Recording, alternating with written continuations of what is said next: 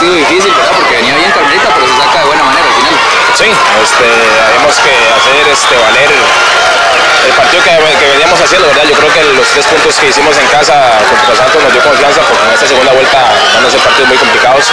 Sabemos que venía levantando Carmelita, fue un rival digno y bueno, gracias a Dios sacó la tarea. Les da confianza para lo que se viene, ¿verdad? Que es un partido difícil, como lo es el líder del campeonato, Heredia. Sí, es un rival, también podríamos llamarlo un rival directo. Vamos a corroborar durante la semana qué hicimos mal durante este partido para no cometer errores porque pueden ser vitales. En lo personal ya va tomando confianza, 2 partidos de titular, esperemos que no le corten el ritmo. Sí, no, eso es parte de él. Yo creo que, bueno, Moya entró, lo metió gol, lo hizo de una buena manera. Aquí hay una competencia sana, felicitar al equipo porque en cada parte del campo todo lo han hecho bien.